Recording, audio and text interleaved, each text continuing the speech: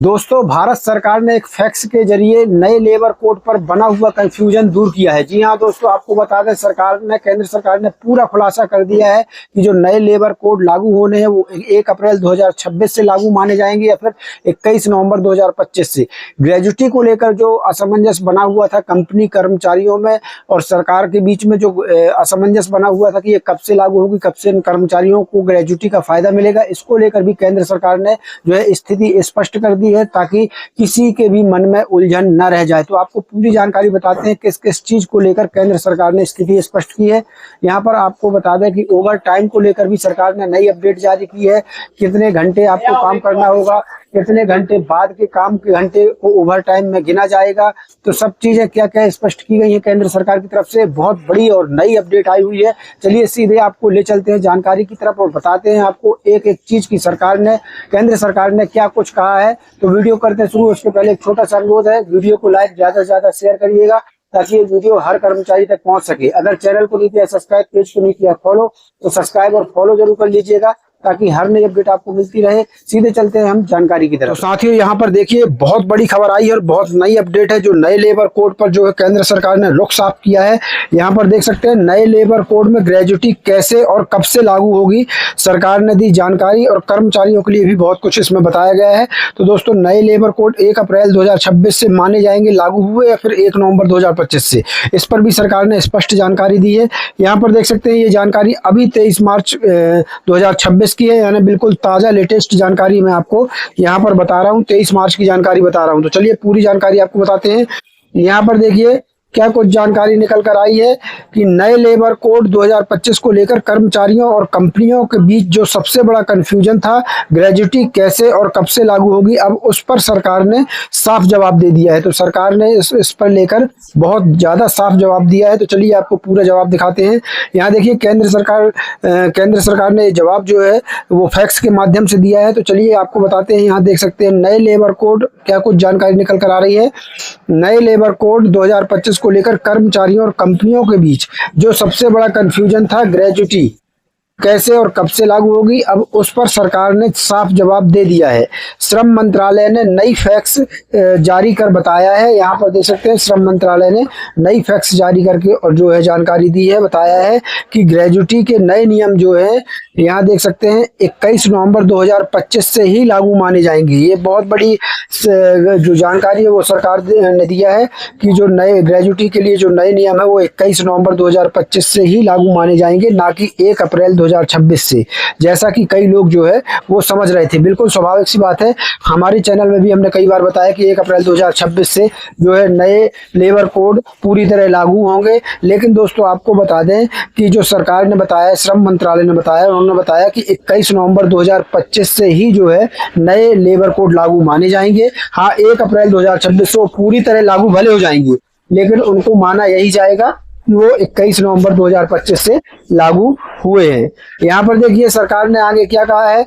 तो सरकार ने कहा है कि सरकार ने साफ किया है कि ग्रेजुटी की नई गणना पुराने समय पर लागू नहीं होगी। यहाँ पर सरकार ने बहुत स्पष्ट कह दिया है कि जो ग्रेजुटी की नई गणना है वो पुराने समय पर लागू नहीं होगी, यानी पहले की नौकरी के वर्षों के लिए कोई दोबारा हिसाब नहीं होगा। जी हाँ, पहले की जो 21 नवंबर 2025 के पहले की नौकरी है उसके लिए कोई दोबारा हिसाब नहीं होगा। यह नियम सिर्फ 21 नवंबर 2025 के बाद की अवधि पर लागू होगा। साथ ही ग्रेजुटी का कैलकुलेशन कर्मचारी की नौकरी छोड़ने के समय मिलने वाली आखिरी सैलरी के आधार पर ही किया जाएगा। तो यहाँ पर आपको बता दें कि जैसे पुराने कर्मचारी लगे हुए हैं तो उनको जो ग्रेजुटी का कैलकुलेशन होना है वो जब नौकरी छोड़ेंगे या नौकरी रिटायरमेंट होंगे तो वो जो लास्ट का जो समय होगा उस समय कितना वेतन मिलता था, कितनी सैलरी मिलती थी, उसके आधार पर ही ग्रेजुटी की जो है वो गणना की जाएगी। यहाँ पर देखिए क्यों हुआ था कंफ्यूजन, आखिर इतना ज्यादा कंफ्यूजन नए लेबर कोड को लेकर क्यों हुआ था। तो असल में कंफ्यूजन इसलिए हुआ क्योंकि लेबर कोड 21 नवंबर 2025 से लागू हुए, लेकिन इसके ड्राफ्ट जो नियम है वो 30 दिसंबर 2025 को जारी किए गए थे। सरकार की तरफ से जो ड्राफ्ट नियम जारी किए गए थे वो 30 दिसंबर 2025 को जारी किए गए थे और सरकार ने 1 अप्रैल 2026 तक पूरी तरह लागू करने का लक्ष्य रखा था। जो हमने बताया भी था कि 1 अप्रैल 2026 से नए लेबर कोड पूरी तरह जो है लागू होंगे। इसी टाइमलाइन के अंदर यहाँ देख लीजिए, इसी टाइमलाइन के अंतर के कारण कई लोगों को लगा कि ग्रेजुटी जैसे अहम नियम अप्रैल 2026 से लागू होंगे, लेकिन अब सरकार ने स्पष्ट कर दिया है कि असली प्रभावी तारीख नवंबर 2025 ही है। मतलब 1 अप्रैल 2026 से लागू ग्रेजुटी की गणना नहीं की जाएगी, बल्कि 21 नवंबर 2025 से ही की जाएगी, जिस दिन से नए लेबर कोड जो है वो लागू हुए हैं। अब यहाँ देख लीजिए, नए नियमों के तहत ग्रेजुटी अब वेज की नई परिभाषा से जुड़ी होगी, जो कोड ऑन सोशल सिक्योरिटी के तहत तय की गई है, जिसमें इसमें सिर्फ तय किए गए वेज कंपोनेंट ही शामिल होंगे, जबकि कुछ अलाउंस और अन्य पेमेंट इसमें नहीं जोड़े जाएंगे। कॉन्ट्रैक्ट वर्कर्स के मामले में 5 साल की सेवा पूरी होने के बाद ग्रेजुटी देने की जिम्मेदारी जो है वो ठेकेदार की होगी।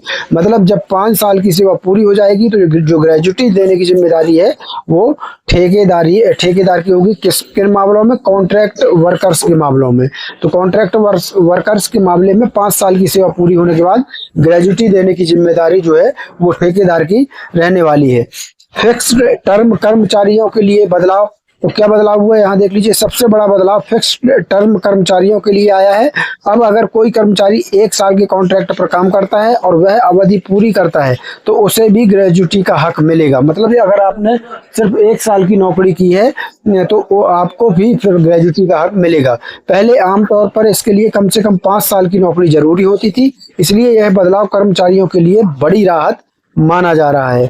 यहाँ आगे देखिए, आगे क्या कुछ आया है। 50% वेज रूल को लेकर भी स्थिति सरकार ने साफ की है।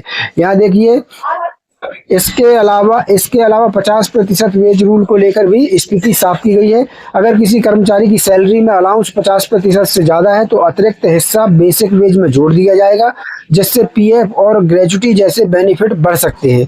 ओवर टाइम वेज में शामिल होगा, लेकिन बोनस, ग्रेजुटी और रिटायरमेंट बेनिफिट्स इसमें शामिल नहीं होंगे।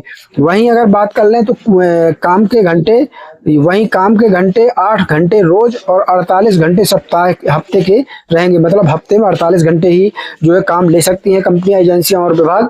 और अगर प्रतिदिन की बात करें तो 8 घंटे से ज्यादा काम नहीं ले सकती।